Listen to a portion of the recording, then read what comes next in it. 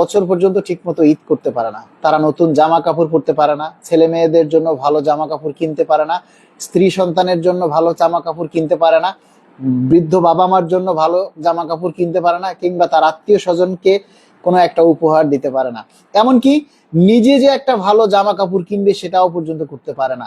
তবুও আমাদের কর্মচারীরা ঋণে জর্জরিত, আমাদের প্রতিটা কর্মচারী ঋণে জর্জরিত। ইভেন আমি নিজেও, আমি ব্যাংক থেকে 2বার লোন নিয়েছি, জিপিএফ থেকে লোন নিয়েছি, কিন্তু আমি নিজেও, আমি 9ম গ্রেডে চাকরি করেও আমি কিন্তু ঋণের দায়ে জর্জরিত। এখন আপনারা অনেকেই উল্টাপাল্টা মন্তব্য করেন বা যে যাই বলেন, আমি তাদেরকে কিচ্ছু বলবো না। এটা আপনাদের রুচি, আপনাদের বংশ পরিচয়, আপনারা কিরকম ভাবে অ্যাপ্রিসিয়েট করবেন, কিভাবে আপনারা নেবেন, বিষয়টা সম্পূর্ণই আপনাদের উপরে।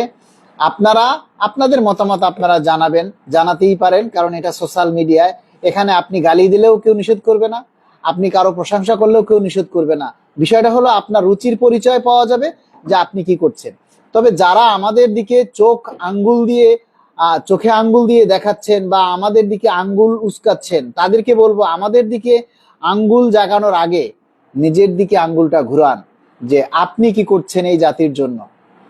আরে বাবা, আমার মতো এতটুকু একটা ছেলে গতকাল থেকে আজকে পর্যন্ত 6 জন মন্ত্রী প্রতিমন্ত্রীর সাথে সাক্ষাৎ করেছি।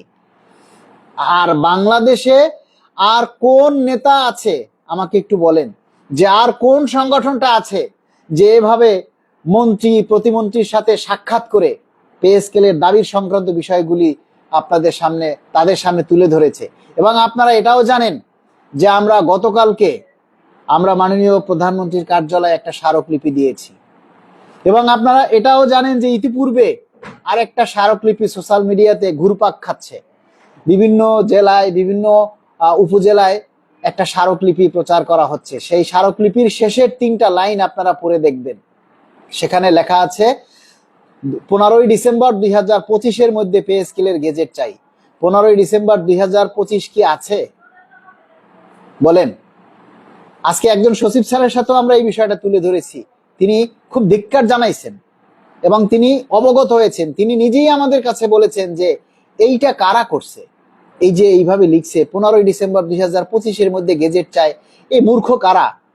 তারপরে আবার 1:4 অনুপাতে আপনি 35,000 টাকা চাচ্ছেন এখন, যেখানে একটা পে কমিশন রিপোর্ট দিয়েছে সর্বনিম্ন 20,000 টাকা, সেইটাকে আপনি আবার 35,000 টাকা করে দাবি করতেছেন। তার মানে আপনি আবার নতুন করে আপনি দাবি জানাচ্ছেন।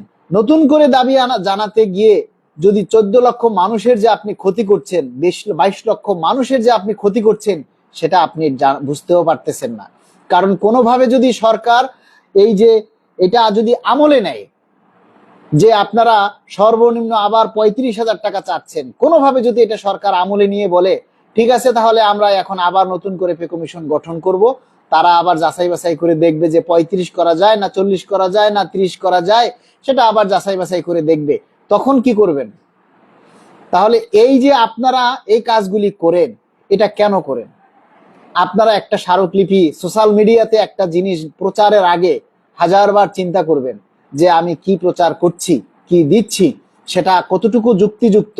একজন প্রধানমন্ত্রীর কাছে আপনি যদি স্মারকলিপি দেন, ভুলভাল লেখেন, একটা গরুর রচনার মতো লেখেন, তাহলে সেটার কোনো গুরুত্ব পাবে? এজন্য বুঝে শুনে কাজ করতে হবে। শুধু বয়স বাড়লেই বুদ্ধি বাড়ে না, আর আমাদের তথাকথিত কিছু নেতারা আছে, তারা আমাদেরকে বরাবর হিংসা করে, আমাদেরকে প্রতিদ্বন্দ্বী মনে করে।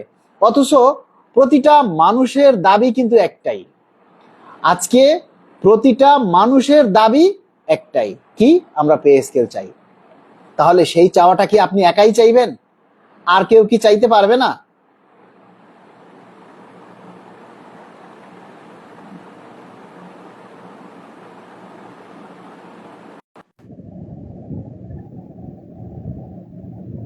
আর কেউ চাইতে পারবে না?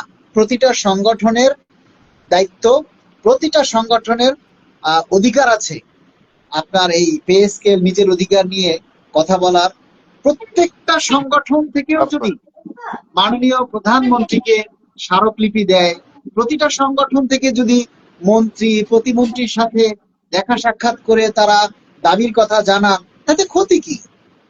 আমরা কেন আরেকটা সংগঠনকে প্রতিদ্বন্দ্বী ভাববো? আমরা কি এখানে অন্য কিছু নিয়ে কাজ করতেছি? আমাদের সকলের দাবি একটাই, জিয়া ভাই সাউন্ডটা কমাতে হবে। আমাদের সকলের দাবি একটাই, সেটা হচ্ছে কি, পে স্কেল বাস্তবায়ন করা। এই পে স্কেল বাস্তবায়ন করতে গিয়ে আমরা সারা দেশের মানুষকে ডেকে ডেকে ঢাকায় আনি, সারা দেশের মানুষকে আহ্বান করি, আন্দোলনে যোগ দিতে বলি। তাহলে আপনি আরেকটা সংগঠন যখন দাবি নিয়ে কাজ করছে, আপনি তাদেরকে কেন হিংসা প্রতিপরায়ণ মনে করতেছেন? আপনি আরেকটা সংগঠনকে কেন প্রতিদ্বন্দ্বী ভাবতেছেন? একটা নেতার সবচাইতে বড় বৈশিষ্ট্য হলো কি জানেন? সবচাইতে বড় বৈশিষ্ট্য হলো সে অন্য সংগঠনের নেতৃবৃন্দকে সম্মান করা। আপনি যখন একজনকে সম্মান করবেন, আপনি যখন অন্য একজন নেতাকে সম্মান করবেন, আপনাকেও সেই নেতারা সম্মান করবে। সম্মান করলে সম্মান পাওয়া যায়। আপনি যখন অন্যকে সালাম দিবেন, তাহলে তখন নিশ্চয়ই সেই লোকটাও আপনাকে সালাম দিবে, সালামের জবাব দিবে। এজন্য আপনি মানুষকে যতটা পারেন সম্মান করবেন। আপনি যখন সম্মান করবেন, যতটা সম্মান করবেন, ততটা সম্মান পাবেন। আপনি যদি একজনকে হিংসা করেন, আপনি জানেন যে হিংসা করে আজ পর্যন্ত কেউ উজ্জ্বল হতে পারেনি। হিংসা করে কেউ ধ্বংস হওয়া ছাড়া, অধপতনে যাওয়া ছাড়া কেউ কিন্তু উন্নতি করতে পারেনি। আপনি হিংসা করে অন্যের ক্ষতি করতে পারবেন সাময়িকভাবে, কিন্তু নিজের উন্নতি করতে পারবেন না। তাই নেতা হতে হলে আগে নিজেকে কর্মী ভাবতে হবে। আপনি যদি নেতা হতে চান, তাহলে আগে নিজেকে কর্মী ভাবতে হবে। আপনি যদি মনে করেন যে না আপনি নিজেই অনেক বড় নেতা, তাহলে আপনি কোনোদিন নেতা হতে পারবেন না। আপনি যদি নিজেকে অনেক বড় নেতা মনে করেন, তাহলে কোনোদিন আপনি নেতা হতে পারবেন না। আপনাকে নেতা হতে হলে আগে নিজেকে কর্মী ভাবতে হবে, এবং অন্য যে নেতা যারা আছে তাদেরকে নেতা ভাবতে হবে। তখন আপনার মধ্যে নেতৃত্বের ভাব তৈরি হবে, আপনি তখন নেতৃত্ব দিতে পারবেন। আর আপনি যদি অন্যদেরকে ছোট মনে করেন, অন্যদেরকে হেয় করেন, এতে আপনি দেখতে পারতেছেন বা আপনারা বুঝতেছেন হিংসা করে আজ পর্যন্ত কেউ আগাতে পারেনি। আমরা কিন্তু তারুণ্যের শক্তি নিয়ে আমরা কিন্তু এগিয়ে চলছি, এবং আমরা এই পর্যন্ত বর্তমান পর্যায়ে আমরা বাংলাদেশ সরকারি গাড়ি চালক কেন্দ্রীয় কমিটি এবং বাংলাদেশ সরকারি কর্মকর্তা কর্মচারী কল্যাণ সমিতি আমরা একসাথে কাজ করব এই দাবি আদায় না হওয়া পর্যন্ত। আমরা আপনাদের সাথে আছি, ইনশাল্লাহ আপনারাও আমাদের সাথে থাকবেন। আমাদের সাথে লাইভে যুক্ত হয়েছেন বাংলাদেশ সরকারি গাড়ি চালক কেন্দ্রীয় কমিটির অর্থ সম্পাদক এবং মৎস্য অধিদপ্তরের যে কর্মচারী গাড়ি চালক সমিতি রয়েছেন সেখানের সভাপতি জিয়াউর রহমান জিয়া ভাই। দীর্ঘকাল পর আমার লাইভে যুক্ত হতে পেরেছেন, এজন্য আমরা তাকে অনেক ধন্যবাদ জানাই। আজকে তার কাছ থেকে আমরা শুনবো, আমরা যে আজকে সচিবালয়ে আমরা যে গিয়েছি, বিভিন্ন মন্ত্রী প্রতিমন্ত্রী মহোদয়ের সাথে কথা বলেছি, আমাদের কতটুকু পারফরমেন্স আমরা আপনাদের জন্য করতে পেরেছি সেটা আমরা আজকে জিয়া ভাইয়ের মুখ থেকে শুনবো ইনশাআল্লাহ। জিয়া ভাই, আসসালামু আলাইকুম। ওয়ালাইকুম আসসালাম। ধন্যবাদ মালেক ভাই। আপনাকে যারা এই মুহূর্তে আমাদের লাইনে যুক্ত আছেন সবাইকে অসংখ্য ধন্যবাদ। আমরা রমজানের তারাবি নামাজের পরে লাইভে যুক্ত হতে পারে সবাইকে অসংখ্য ধন্যবাদ আন্তরিকভাবে। আপনারা জানেন আমরা দীর্ঘ এই 11টা বছর আমরা অপেক্ষা করছি আমাদের নবম পে স্কেল, এটা প্রাণের দাবি। আমি গত 2019 সাল থেকে এই আন্দোলন সংগ্রামের রাজপথে আমি আমার যতটুকু আমার নিজের এই দায়িত্ব থেকে লাইভে আছেন সবাইকে অনুরোধ করব ভাই আপনারা সবাই একটু লাইভটা শেয়ার করেন। আপনারা যদি আমাদেরকে সাপোর্ট না করেন তাহলে আমরা কিন্তু আগাতে পারবো না। জি ভাই বলেন।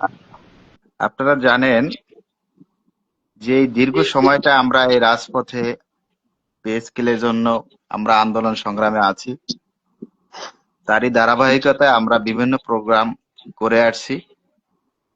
আজকে যে আমরা এই যে সারাদিন একটা অক্লান্ত পরিশ্রম এবং বলতে গেলে একটা ঝটিকাই অভিযান, আমরা প্রতিটা সময় প্রতিটা মুহূর্ত আমরা প্রতিটা দপ্তরে আজকে সচিবালয় যে আমাদের মালেক ভাই, আমাদের সম্মানিত আহ্বায়ক সাহেব জনাব ইসাক কবির এবং সদস্য সচিব হুমায়ুন কবির, আমি অর্থ সম্পাদক, আমাদের আরো একজন সদস্য জনাব শিমুল আহমেদ, আমাদের আরো একজন ব্যক্তি ছিলেন, সে এমপি, উনি আমাদের পিরিজপুর 2 আসনের গণ অধিকার আহ, পরিষদের জনাব যুগ্ম সাধারণ সম্পাদক। যুগ্ম সাধারণ সম্পাদক, উনি পিরিজপুর 2 আসন থেকে নির্বাচন করেছিলেন।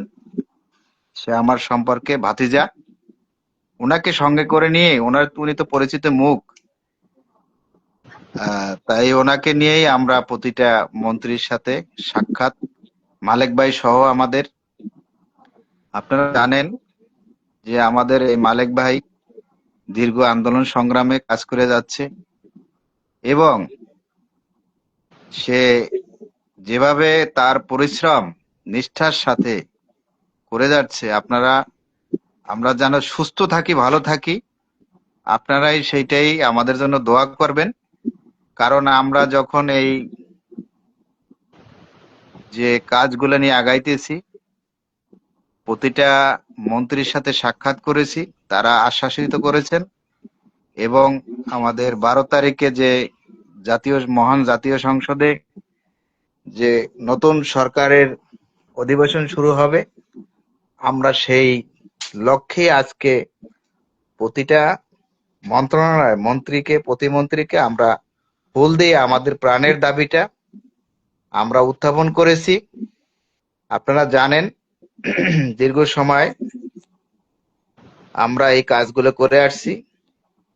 আমরা চাই যে আমাদের নবম পে স্কেল সেটা আমাদের এই 1 জানুয়ারি থেকেই কার্যকর হবে, আশাবাদী। আপনারা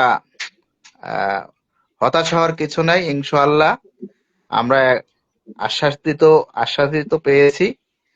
সেটা হলো, একজন মন্ত্রী যদি বলেন আমার উপরে ভরসা রাখতে পারেন, অবশ্যই আল্লাহ পাকের কাছে দোয়া করেন আমরা যেন এই কাজটা আগাইতে পারি। তা আমি বলতে চাই, অন্য কোনো প্রপাকাণ্ড বা কোনো ধরনের আমরা এখন এই মুহূর্তে এই সরকারের এই মুহূর্তে কোনো আন্দোলন সংগ্রাম করা যাবে না। কারণ আপনারা জানেন গত 5ই ফেব্রুয়ারি যে যমুনা অভিমুখী হয়ে আমরা যে গেছি, সেখানে আমরা অনশন করছি, সেটারও কোনো প্রতিফলন কোনো কিছু আমরা পাই না। আমরা জল কামান, টিয়ার সেল, সাউন্ড গ্রেনেড এগুলা খেয়ে আমরা ওখান থেকে দীর্ঘ 1 থেকে 150 লোক তারা অসুস্থ হয়ে, ইনজুরি হয়ে তারা হসপিটালে এখনো চিকিৎসাধীন অবস্থায় আছেন। তো সেদিনকারের কথা বলা যাবে না, এটা একটা ইতিহাস। তাই আমরা বলতে চাই, আমরা